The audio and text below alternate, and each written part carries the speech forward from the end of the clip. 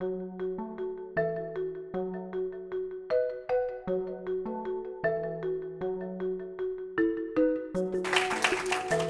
is my delight to welcome to the stage Jennifer Senior, New York Times op-ed columnist Jennifer Senior, who will introduce then Lynn Pasquerella, our opening keynote speaker. Before joining Opinion, she was one of the Times' 3 daily book critics, and before that, she spent many years as a staff writer for New York Magazine, writing profiles and cover stories about politics, social science, and mental health. She has twice won the Front Page Award from the Newswomen's Club of New York, and her work has been anthologized in many essay collections, including 4 volumes of the best American political writing. Her book, All Joy and No Fun, The Paradox of Modern Parenthood, spent 8 weeks on the New York Times bestseller list. Jen, welcome.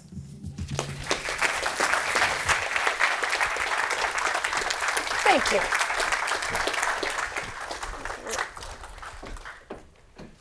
That was lovely. Thank you. Jonathan Haidt, thank you for inviting me here. Heterodox Academy, thank you for inviting me here. I am here to introduce Lynn Pasquerella. A very exciting thing to be doing. Lynn was appointed president of the Association of American Colleges and Universities in 2016, after serving as the 18th president of Mount Holyoke College from 2010 to 2016.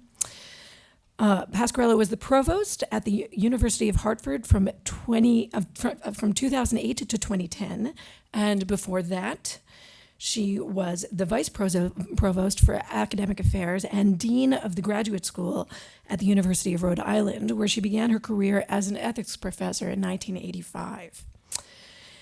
A philosopher whose work has combined teaching and scholarship with local and global engagement, Pasquerella is committed to championing liberal education, access to excellence in higher education, and civic engagement. She has written extensively on medical ethics, metaphysics, public policy, and the philosophy of law, and is the host of Northeast Public Radio's The Academic Minute. I just have to say that is, to me, the most exciting and dazzling part of your CV. That you can get any academic to just speak for 1 minute about anything is remarkable. I love that. Is it 97? And I'm sure there's magic in the editing, but it's still really great. I happen to love that. Anyway, I hear it a lot when I go up to Vermont. Pasquerella is a member of the advisory board of Newman's Own Foundation and sits on the board of the Lingnan Foundation and the National Humanities Alliance, and is president of the Phi Beta Kappa Society. She is a graduate of Quinebaug Valley Community College, Mount Holyoke College, and Brown University. In addition, she received an honorary doctorate from Elizabethtown University and Bishop's University. Please welcome Lynn Pasquerella.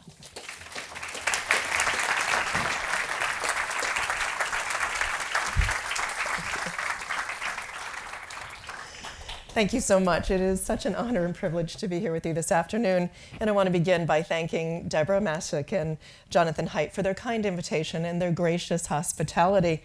And I want to express my appreciation to all of you for joining us in promoting viewpoint diversity.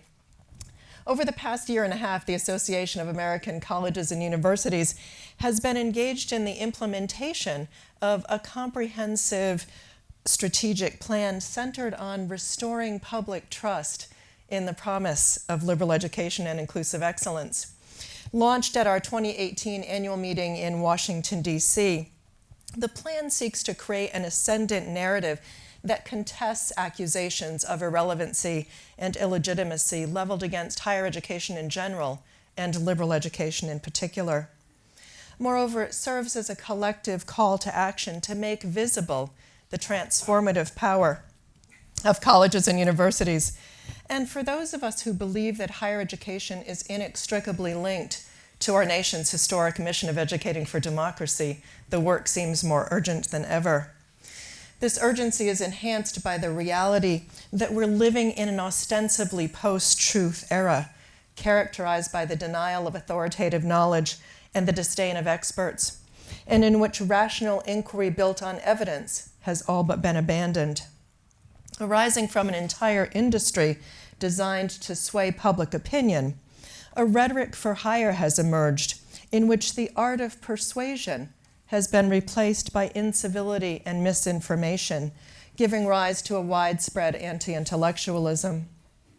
In this arena, asserted claims become orthodoxy regardless of the absence of evidence and in the face of enduring questions.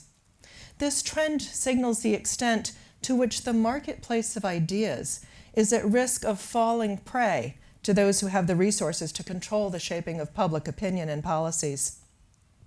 A false crisis narrative has been fueled by politicians who've gone so far as to advocate for their state workforce needs by proposing legislation that would base funding for public colleges and universities exclusively on job acquisition for college graduates, or stripping out so-called frills, such as, quote, the search for truth, public service, and improving the human condition from their university system's mission statements. A liberal arts education, they would have us believe, is reserved for those within the ivory tower, reflecting a willful disconnect from the practical matters of everyday life. This positioning magnifies the image of a liberal education as a self-indulgent luxury, an image that has led to the excising of humanities programs, especially in public institutions, in favor of vocational and pre-professional programs that are regarded as singularly responding to demands for economic opportunity. Talk of higher education as a public good and of investing in society through education has been replaced by talk of return on investment, tuition in exchange for jobs. This narrow focus on earning power undoubtedly makes it easier for state legislatures and taxpayers to justify defunding higher education. It should come as no surprise, then, that public confidence in the academy is in rapid decline. The result has been a decoupling of higher education from the American dream in the minds of many Americans. Indeed, public confidence in higher education in America has been in rapid decline. Just 7 years ago, when my children were graduating from college, a poll conducted by the Pew Research Center showed that 60% of Americans viewed colleges and universities as having a positive effect on the direction of the country. And 84% of college graduates said the expense of going to college was a good investment. 2 years ago, the same poll reported a majority of Republicans and Republican-leaning individuals, 58%, were convinced not only that higher education is no longer having a positive impact on the country, but is having a negative influence, tearing apart the fabric of American society. The most recent poll, taken last July, indicates that the partisan divide has closed, yet not in the way we would hope.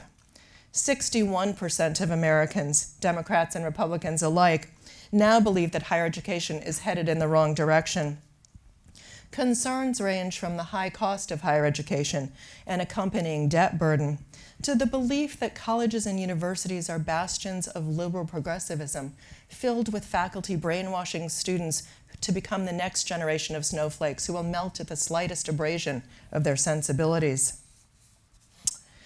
There's also concern that the academy is failing to provide students with 21st century skills.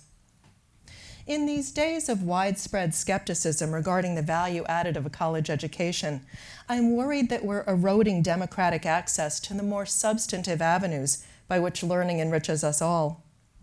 The public purpose of higher education is something I'm particularly passionate about, not only because of my role as president of an organization whose mission it is to advance the vitality and public standing of liberal education by making quality and equity the foundations for excellence in undergraduate education in service to democracy, but also because I was the direct beneficiary of a program designed to promote civic engagement and leadership through educational opportunity.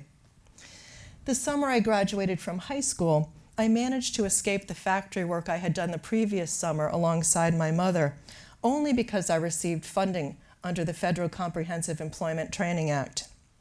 At the time, CETA funds were reserved for high school students at risk of permanent unemployment due to extreme economic and social disadvantages.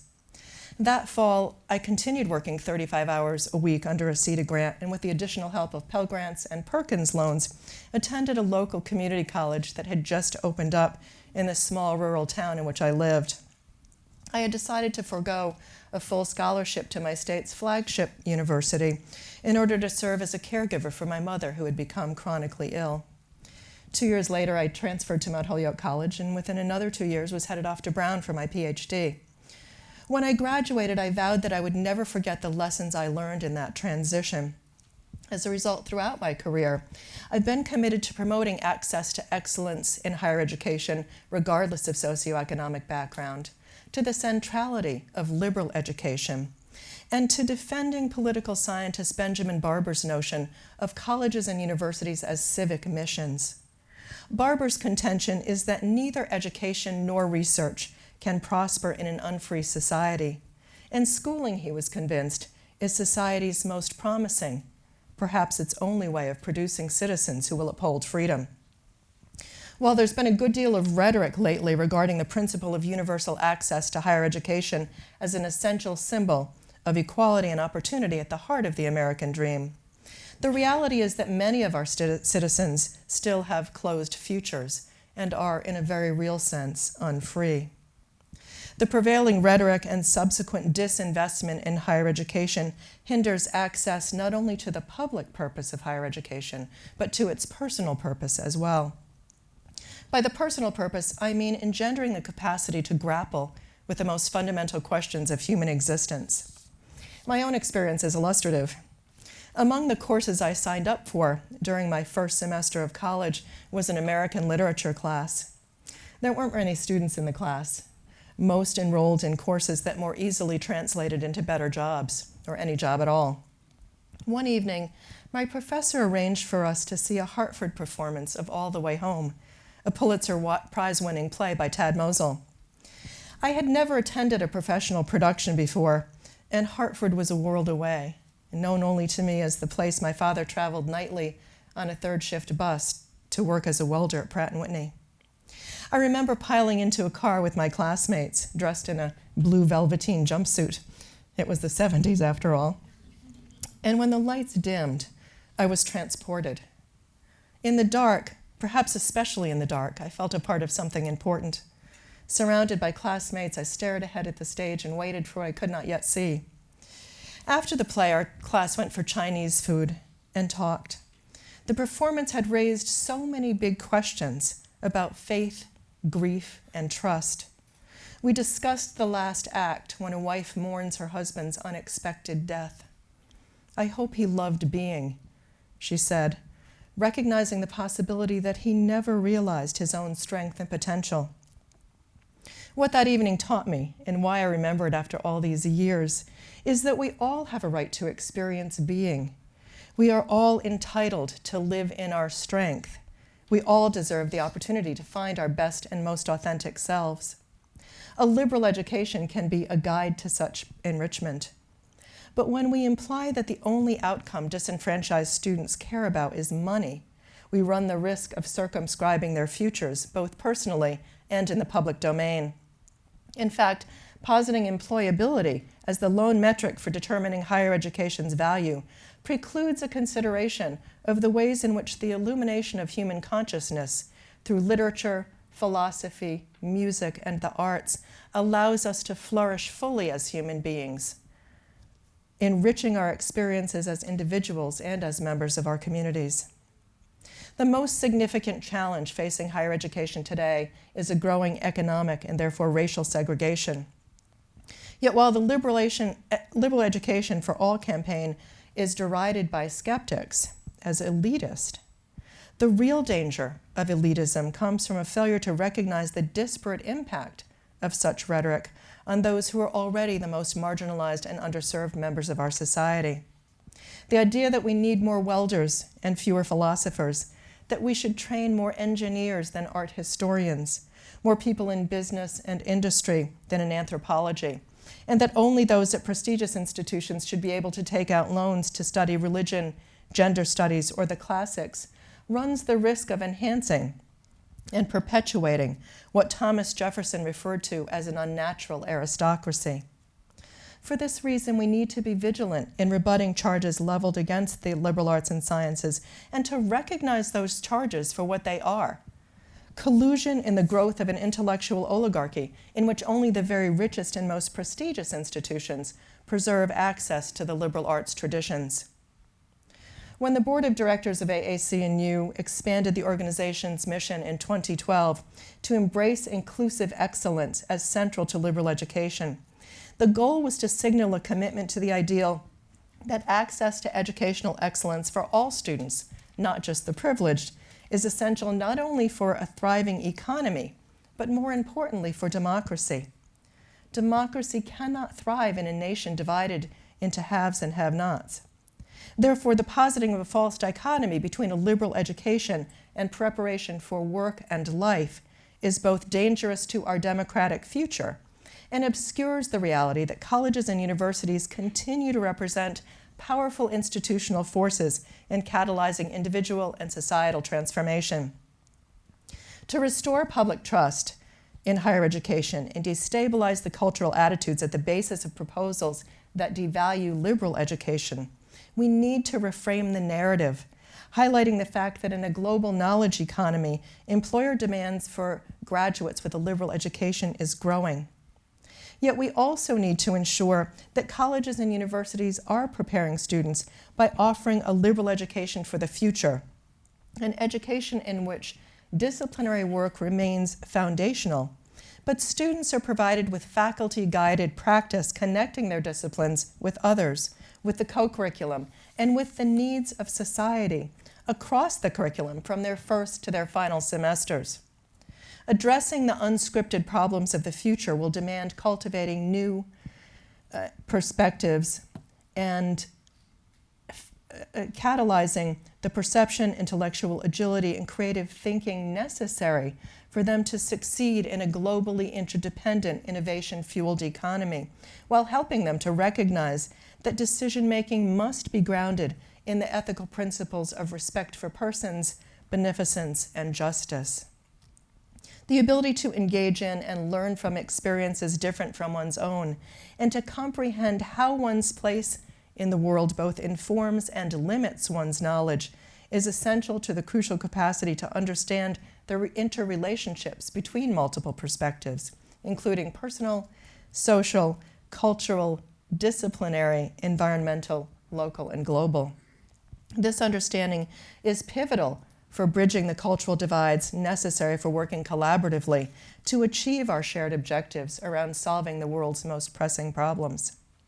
For this reason, colleges and universities should redouble our focus on world citizenship and the interdependence of all human beings and communities as the foundation for education, acknowledging that anger, hostility, and pity each carry the risk of creating barriers to humanistic identification, facilitating that humanizing identification, finding commonality among individuals with radically different perspectives, and offering a starting point for collective social transformation carries new import.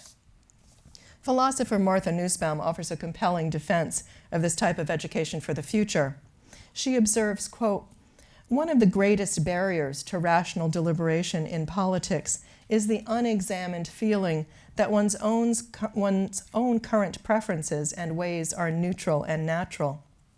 An education that takes national boundaries as morally salient too often reinforces this kind of irrationality by lending to what is an accident of history a false air of moral weight and glory." Nussbaum argues that placing a community of human beings above national boundaries will bring us closer to solving global problems that require international cooperation. But it will also necessitate a revision of the curriculum in support of the recognition of a shared future and the fostering of global dialogue grounded in the geography, ecology, traditions, and values of others. It is one in which our deliberations are first and foremost deliberations about human problems of people in particular concrete situations, and not problems growing out of a national identity that is altogether unlike that of others, and in which students not only, quote, recognize humanity wherever it is encountered, but also understand humanity in all its strange guises. When every human being becomes part of our community of dialogue and concern, and our political deliberations are grounded in that common human bond, it becomes much more difficult to be dismissive of the well-being of others and easier to denounce ignorance and bigotry. In addition, if we are to contest the widespread perception that colleges and universities are out of touch with the needs of society, those of us championing liberal education must use whatever modes of engagement are available to us: radio, television, podcasts, videos, tweets, blogs, theater, hip-hop, to connect the work being done in the academy with people's lives. For example, Anna DeVere Smith, founder and director of Harvard's Institute on the Arts and Civic Dialogue, uses documentary theater to demonstrate this capacity while confronting some of the most pressing social issues of the day. In her linguistic ethnography and one-woman show, Talk to Me, Listening Between the Lines, Smith places herself in other people's words in the way that one might place oneself in another's shoes. Her objective has been to reignite our collective imagination about what it's like to be the other person, and to show the empathetic soul of American identities whose words wait and create change. A riff on John Cage's notion that we only hear what we listen for. Smith insists, if there's any hope for us, it lies in relearning to tell the truth and hear it, in reclaiming ourselves as listening spaces. By doing so, I'm convinced that we'll provide rejection of humorist Mark Twain's assertion that all schools, all colleges have two great functions: to confer and to conceal valuable knowledge. On the other hand, if we relinquish the opportunities that would extend our reach and leave those channels of communication to the media moguls, public discourse will continue to decline, and academicians will lose the chance to engender a true sense of wonder purely for the sake of didacticism. Of course, the higher education landscape needs and feeds upon specialization, and I certainly wouldn't recommend abandoning technical and intricate research as a foundation for addressing questions and fueling endeavors. But such activity should be measured in humanistic terms, not by eliminating scholarship, but by broadening what we value as an expression of its mastery. Unfortunately, we're at a point in our history when the professional structures of academic scholarship, with its tendency to neglect teaching excellence, outreach, civic engagement, and public intellectualism, are alienated from a more widespread comportment to humanistic life, and thus from the very purpose of a liberal education.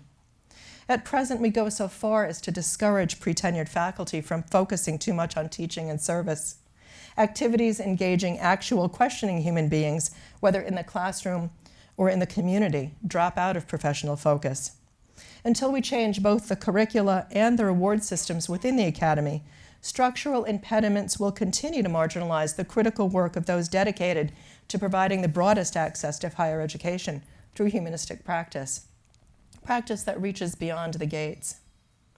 Academic institutions, with the help of disciplinary societies, should actively reconsider pathways to recruitment, tenure, and promotion, placing scholarship into reasonable balance with humanistic modes of activity in the classroom and beyond.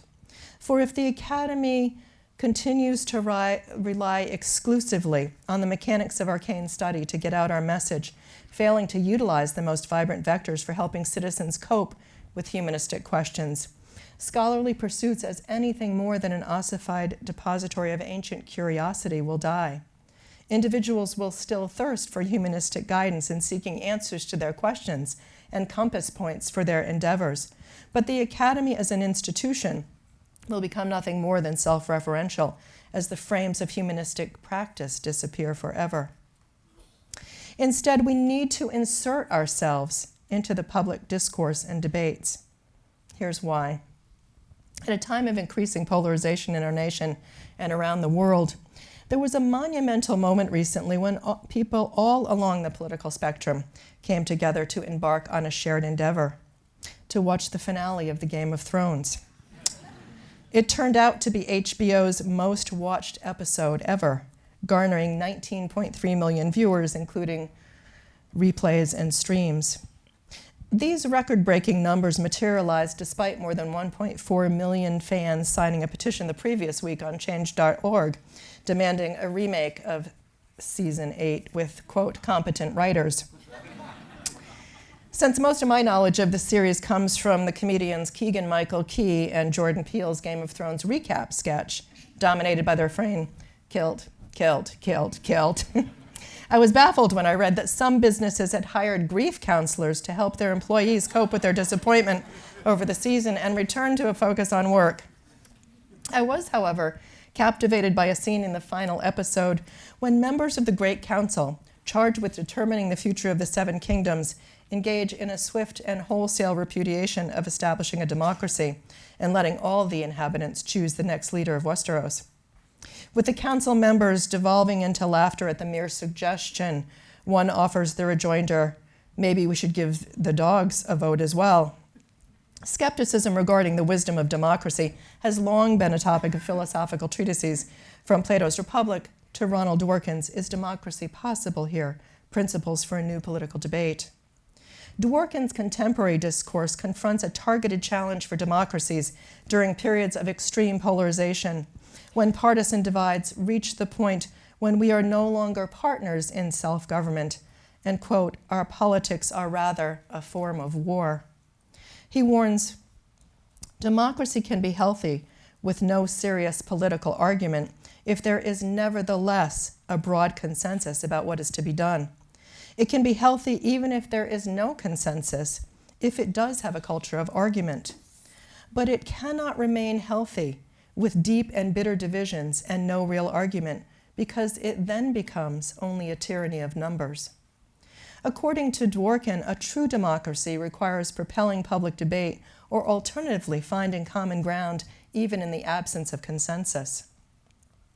Since our nation's inception, institutions of higher education were established with the goal of educating for democracy, preparing knowledgeable citizens and leaders.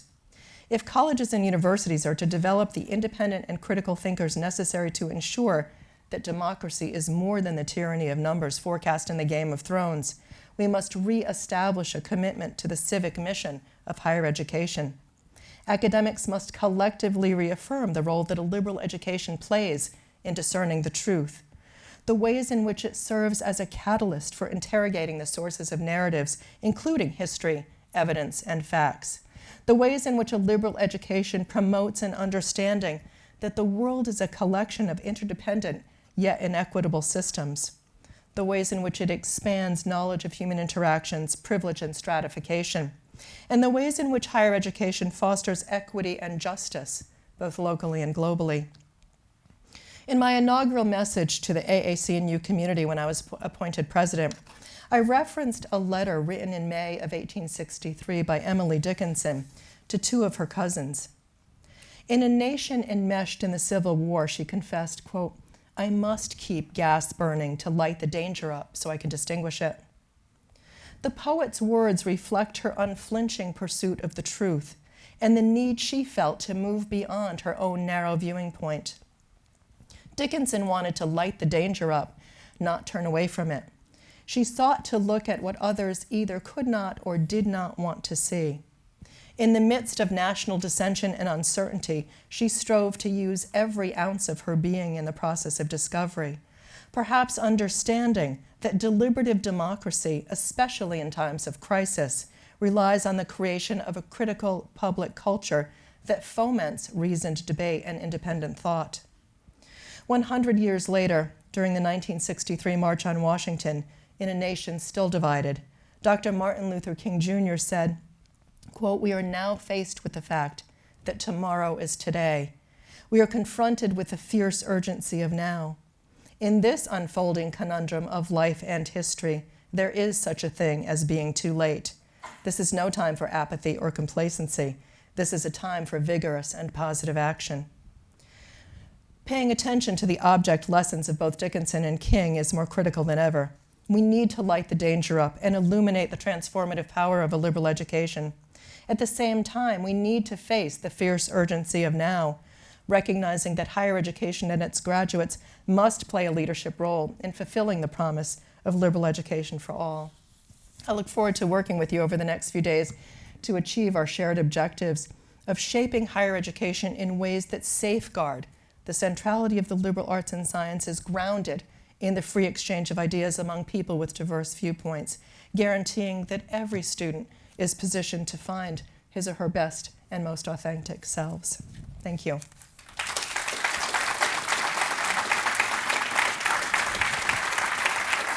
I don't really have a good feeling.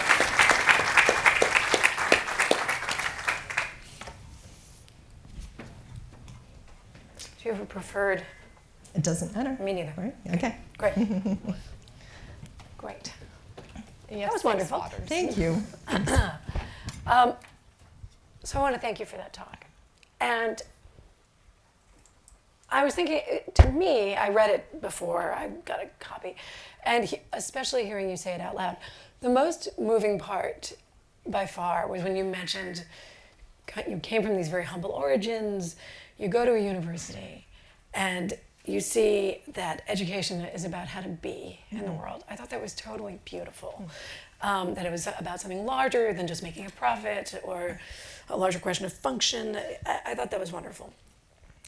But it is arguably, I think, the communities, the very community like yours, or if not yours, something like it, right? That it's those communities that I think now hold universities in kind of deepest suspicion. And I wonder if there is some part of you that secretly or not so secretly thinks maybe they have a point.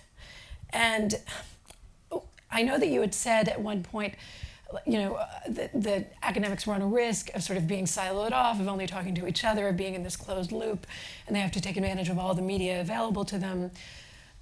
But from where I sit, I mean, I know as a book critic, I read lots of books by academics. At op-ed, we get lots of, you know, op-eds from academics. I read lots of academic blogs. I listen to lots of podcasts by them. Twitter is positively chirping with academics. I don't think that that's, you know, I'm not sure that that's the problem. I don't know if the medium is the problem. I wonder if some of it is the messaging, partially. And I think that people in this room might have that question too. And so I'm wondering what you might have to say about that, and if you have a sort of grand unified field theory about how the academy came to be held in such suspicion. Well, I think the academy started being held in such suspicion during Reagan's first term as governor, when he said states shouldn't be subsidizing intellectual curiosity, and was talking about the students at UC Berkeley and saying, you know, enough of these hippies, the radicals, and filthy speech advocates. And so that was the beginning of a disinvestment in higher education that coincided with opening the gates of the academy to women, to first-generation students, to students of color. Okay, that makes a lot of sense to me. I mean, I can imagine the external rhetoric, running it down, but I think you're right. We need to engage in a kind of code switching. We're talking to ourselves. That's the whole point of my saying we need to do more than just use these, you know, Twitter and other ways that are more accessible to people. We need to have colleges and universities serve as anchor institutions and demonstrate in a more palpable way the fact that their success is inextricably linked to the success of the communities in which they're located, in which they serve. How do you do that? You go out and you create public-private partnerships with K through 12, business, industry. You engage in community-based learning and make resources available. I mean, there are wonderful institutions across the country doing that right now. Rutgers Newark is a model of excellence with respect to that kind of outreach. What specifically, can you isolate something that they're doing that could serve as a model?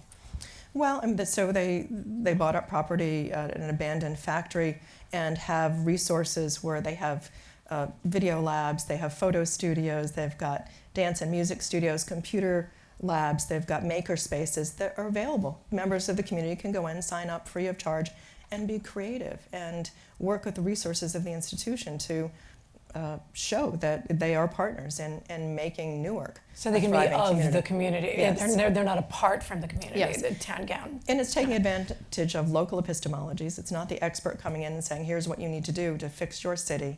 It is our city, and let's learn from each other. Okay, that makes sense. Let's bookmark that for 1 second, because I want to go right back to that. I just want one follow-up to the first question that I asked, because you had said, you know, that we don't want to cede the rhetoric here to the media moguls. And I understand exactly what you mean, that some in particular seem to be involved in the perpetuation of certain falsehoods.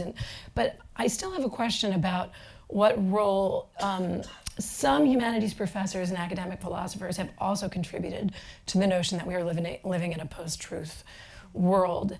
And by this I mean, when I was an undergraduate, I think it's safe to say I read far too much Derrida. I look back at those papers and I think this is just a slurry of post-structuralist goo. Yes. And I'd like to know, how much of this do you think though is and so slurry of post-structuralist goo. Only time I'll ever get that in is applause. So I guess I just want to know how much of the problem is coming from inside the house. I think much of the problem is coming from inside the house, that we haven't adopted new models of viewing what a liberal education is, and that it is in fact evolving. So we do need to change both the content and structures of the academy. And I liked what you said about Rutgers. Let's go to that, because I cut and pasted one of the things you said. I like you talked about the ways that right. Oh, here's what it was. One of your prescriptions was that we should cultivate the intellectual agility and creative thinking necessary. That was quote, for students to succeed in a global interdependent economy. And I'm trying to figure out specifically what that curriculum would look like. You gave me an example, a local example, but now I can't believe I'm going to cite my own undergraduate experience again. But but I think it's worth noting. It's 1991, I'm graduating from Princeton, and here are the things I did not have to take. I did not have to take economics. I did not have to take American history. I did not have to take European history. I didn't have to study the Greeks or look at political theory. I probably could have slid by studying Japanese pottery and the beats, and it would have been fine, the beat poets, and it would have been okay. That would have been fine. And I'm wondering, are you thinking about a restoration of a traditional core curriculum, something more rigorous? Are you thinking about, something based more on disputation and debate? Are you talking more about these kind of porous arrangements where, you've got people sweeping in from Newark, as you said, and describe. What does this look like? At ACNU, we advocate for core learning outcomes and specific skills that can be applied across the curriculum. And integrative learning, I was on a panel recently that commission that looked at the integration of arts and humanities with STEM, and with a particular focus on medicine. And the conclusion of that report, which was called Branches from the Same Tree, taken from a quote by Albert Einstein, who said, "All religion, arts, and sciences are branches from the same tree," is that more than ever, we need to stop looking at academic disciplines as silos, but instead as varied approaches to the same enlightened end. So one example, for 5 years, I led a research team. It was a vertical research team with undergraduate, graduate students, faculty from different institutions. We were working with MIT, we were working with Brown, University of Hartford, Hampshire College, on trying to promote clean water solutions and sustainable agriculture for women in the West Lake District in Kenya. And this was a region that had a 33% HIV rate, 69% poverty index, 80% of the families were polygamous, and they still practice widow inheritance. So a woman is inherited when her husband dies and has unprotected sex to cleanse her from her dead husband's evil spirits. So that causes the perpetuation of HIV. Our engineering students were brilliant in coming up with simple engineering solutions to help the women not die from AIDS-related illnesses, dysentery and diarrhea, as a result of drinking polluted water. Moringa seeds as natural flocculants, clay pot water filtration, sand filtration. But we couldn't get them to use these unless they trusted the community members who were saying, or the community leaders and the team members who were saying, here are some solutions. Right. So we brought in social psychologists, we brought in humanists to work with the community. We enlisted the artists to communicate the ways that they could filter the water on conga cloths, the traditional wear of women in the region.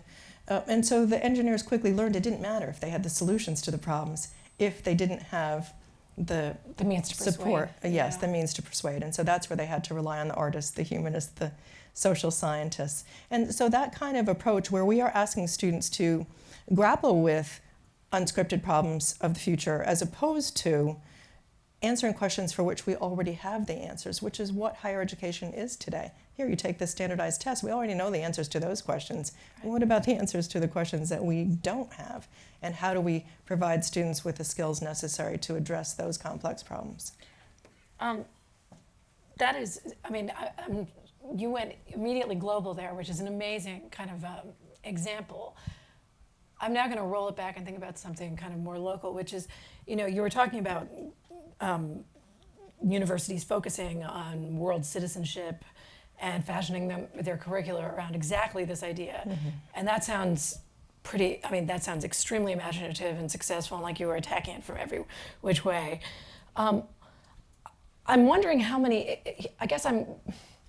part of me thinks that in an age of Trump, how dangerous is it to say, are you running the risk of like sounding like one of those cosmopolitan elites by pushing for global values?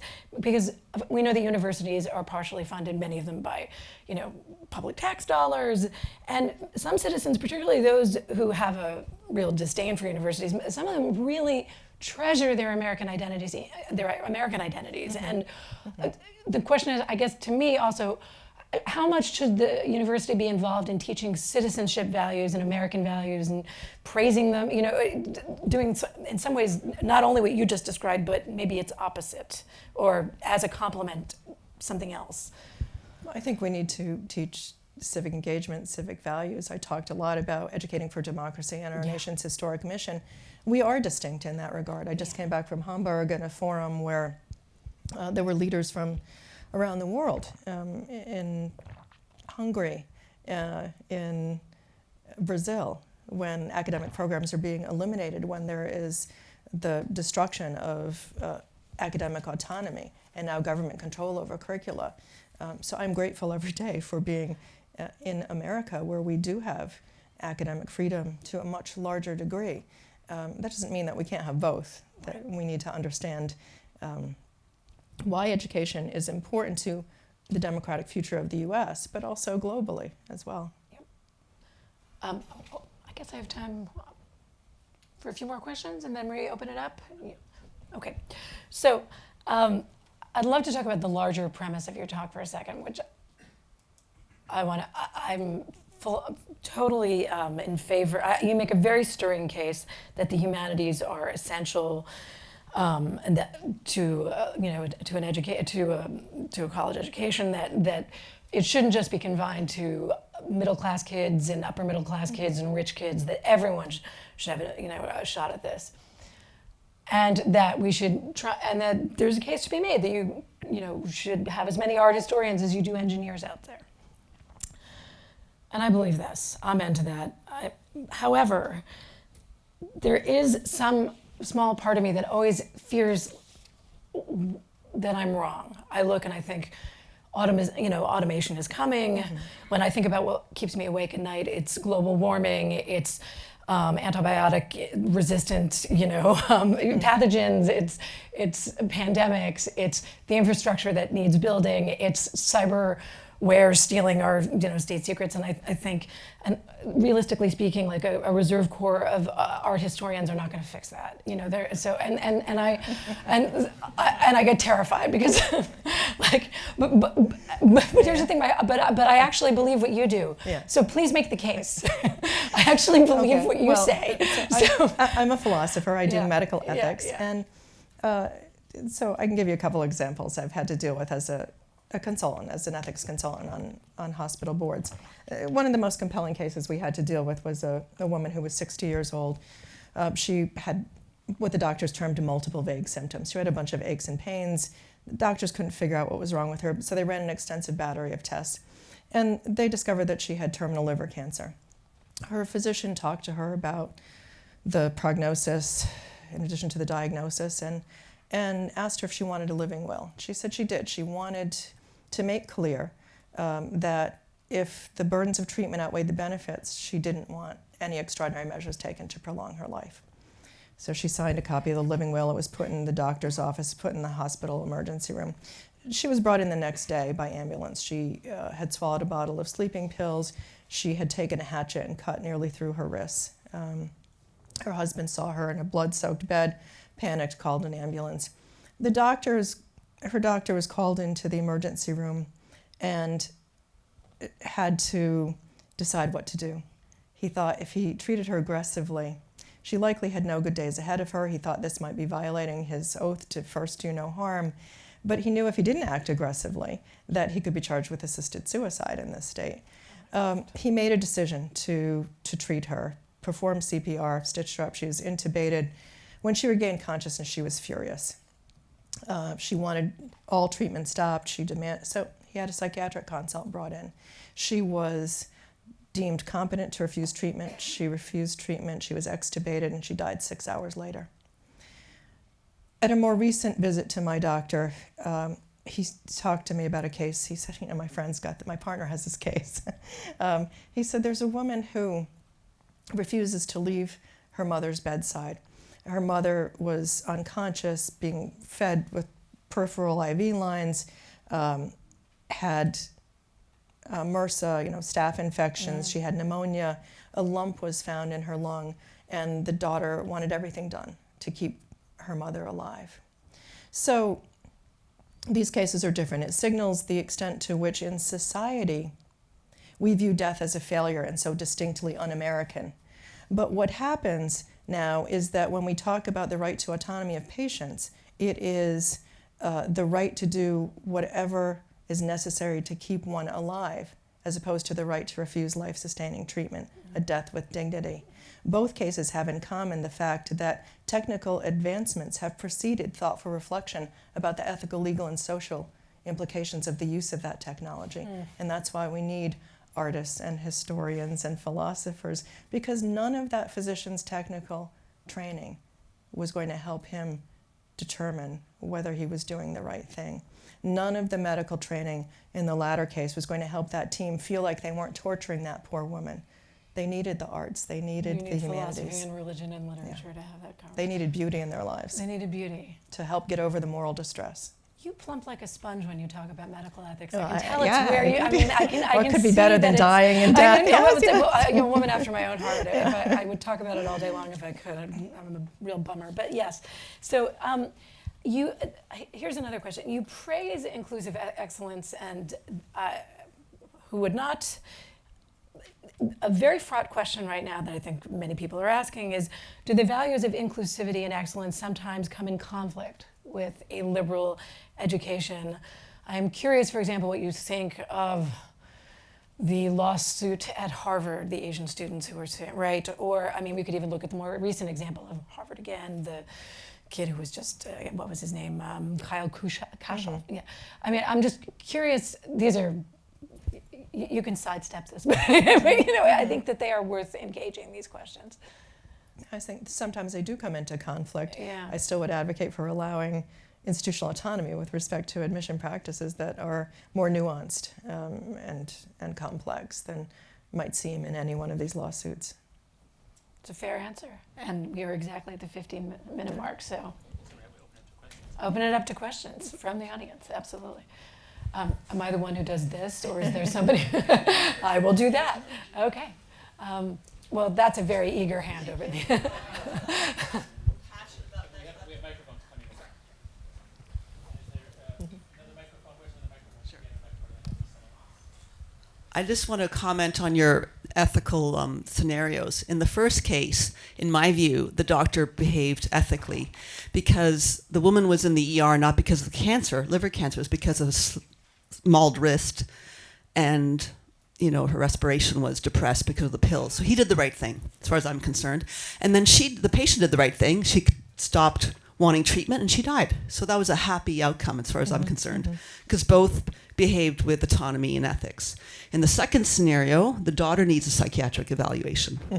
and there's no harm in doing that. So win-win. I think it's both institutions were behaving with sensitivity and ethics. So I praise both scenarios. there. Thank you. In the latter case, the issue was that the doctor said the last time we had the next of kin declared incompetent to make a decision, the hospital forced us, the hospital risk assessment officer forced us to do everything possible to keep the patient alive anyway, because you're going to get sued either way. It's better to have the patient live and be sued than to have the patient die. That was their attitude. Wasn't she unconscious? The woman with the tubes? Yes, in the second case, but the next of kin was the guardian had allowed him to make the decision. In the first case, yes, living wills are not binding in cases of attempted suicide or with pregnant women. But the question is whether we should have a law that allows for assisted suicide that would have prevented her from acting in this way in the first place. Maybe given her the comfort she needed, the assurance she needed never to have made this decision. Well, I'm from Canada. We have national. I think you know what. Standing in the back, you're in a blazer. Yes, you've just put your hand down. Yes.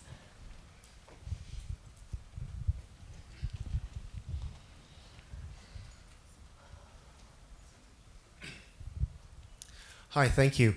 I think you've described very nicely part of the problem of the instrumentalizing of higher education, which is treating higher education as instrumental to jobs and money and economic growth and that sort of thing. But I think the other side of it is instrumentalizing higher education towards activist ends, right? And I think that might be part of the driver of the other thing, right? So you mentioned gender studies degrees alongside a bunch of other more traditional humanities pursuits. And that to me just seems like a branch of activism. And if you think that it's a branch of activism and you don't agree with the activism, what is going to be the case that you would make to somebody that this is something that we need more of, that the public needs to support more of? I think these are the kinds of questions that are leading many people to be skeptical of higher education. It's not that they're skeptical of intellectual pursuits, they're skeptical of how much of what's going on up there really is scholarly. Yeah.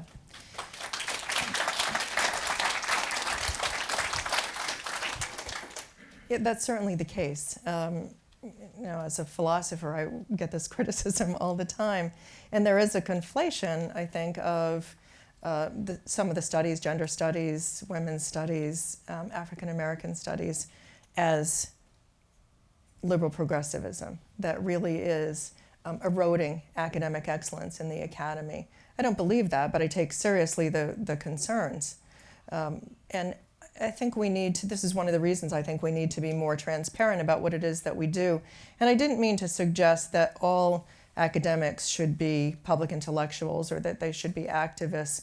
I think we can use our scholarship in traditional ways and make the same case, like the case that you've made. We should be making that and paying attention to those concerns, because that is part of the reason that there's been a decline in public trust in higher education. You're not doing anything valuable. You're not training people with skills that are necessary for our society. And I was at a forum recently sponsored by Inside Higher Ed, and I told Scott Josick a story about my own children. My son Pierce is, when I was president of Mount Holyoke, he came into the library of the president's house one day, and I was writing a speech. My husband John, who's an entomologist, was reading a book, and Pierce's twin brother Spencer was working on his PhD dissertation in African American studies. And Pierce said, "This is the most dysfunctional family on the planet." And I said, well, no, I don't think so, Pierce, but what do you mean? He said, "Look, you're wasting your time. You're here, doing nothing. It's a beautiful day. We should be out enjoying the world." And I said, "Don't you have studying to do?" And he said, "It's a waste of time. I want to be," he's a camera person, television and film. He said, "All I want to do is be behind a camera. Why do I need to take courses in small group communication? Why do I need to take courses in intercultural competence? They're just trying to get our money, Mom." And so, as luck would have it, Pierce's first job out of graduate school was with the Jerry Springer Show, which is, of course, every mother's dream. So there he quickly learned that we're not the most dysfunctional family on the planet. There are others even more dysfunctional. But he called me one night and he said, "Mom, I finally understand the value of a liberal education." He said, "I had to go out and get the talent ties and cigarettes, and then I had to spend 2 hours in the green room with them, talking to them about things I didn't know anything about." So he said, "Now I understand why I had to take those courses in small group communication, intercultural competence, but nobody ever told me." We need to make transparent why we're asking students to do what they're doing in order to make those connections. I truly believe that there's value in studying women's studies, gender studies, African American studies, but we need to show why we think that these are important studies. If not, then we will continue to reinforce the notion that we exist in an ivory tower as a willful disconnect from the practical matters of everyday life, and worse than that, are stigmatizing those who choose not to study these things because they fear that it calls into question their most fundamental values. When I asked my father to come to my graduation from Brown when I received my PhD, he said, "Let me tell you something. First of all, I'm not going to spend 35 cents a gallon to go up that hill in Providence." So it tells you how long ago it was. But he said, "Second of all, don't you think this makes you better than us? Because it doesn't, and you're not." So a simple congratulations would have been fine. But it became clear to me the ways in which he thought that my education was somehow a rejection of his values. Now, I was able to sit down and have a table conversation with him. How do we have those conversations with people across the country who have those same attitudes? Don't you think this makes you better than us? Because it doesn't. And all you in the academy are the same, but we're not. So we need to have these conversations. Thank you for that comment. Go to this side. Go ahead. So, hi. So, you're an educator, you're a president of an organization, but you're also a parent. Mm-hmm. And I'm really curious about what do you think for, maybe you can go anecdotal for your own experience, or just more speak on how parents today can, engender this curiosity about the world and to have a value in education, and not, because we all are, us four right here, we just graduated from university, and we noticed that most of our lives we were taught that education is important, but we actually didn't really realize why it was important to us ourselves. Mm-hmm. And it's kind of a weird inverse that we should be, I think as individuals, realizing that education for ourselves is important rather than being taught and brought along a system, and then one day maybe it's too late and you're like, what did I just do all this 4 years for? Yeah. So that's my question. Thank you for that question. I used to teach large classes of philosophy, 120 students in each class, 4 classes a semester. And every time we got to the section on death and the meaning of life, I would ask my students, I'd say, "Could you tell me the name of your great-great-maternal grandmother?" So I taught these classes for 23 years.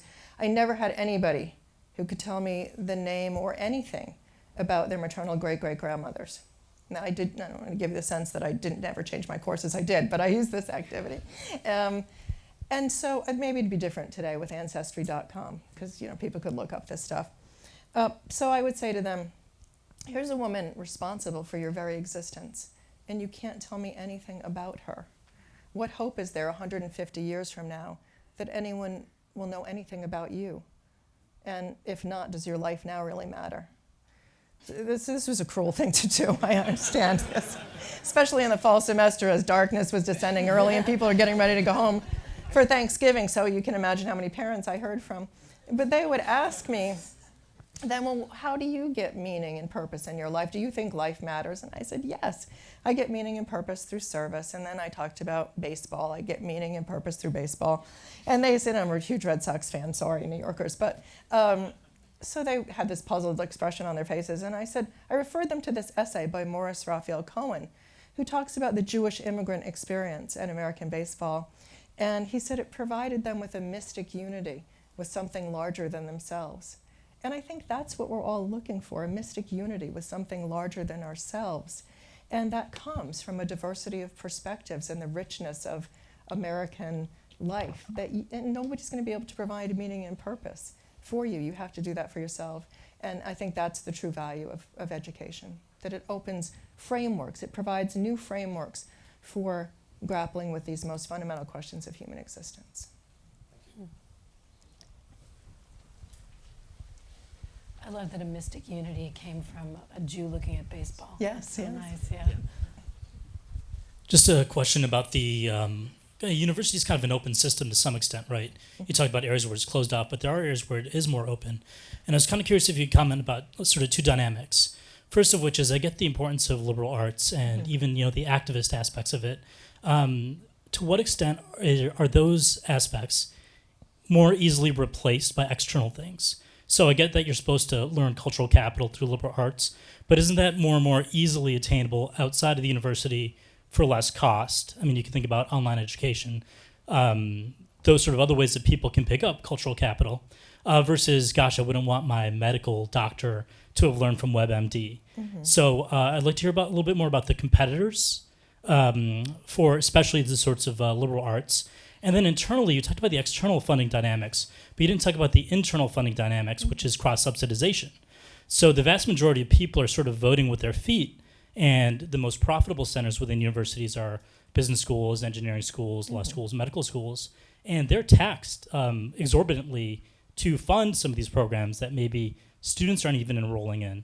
So I'm wondering if you can sort of, thinking about those two aspects simultaneously, talk about the wisdom of taking funding away from what students are opting into and then maybe reallocating it to those departments that might be more easily replaceable or substituted by external ways of accumulating cultural capital.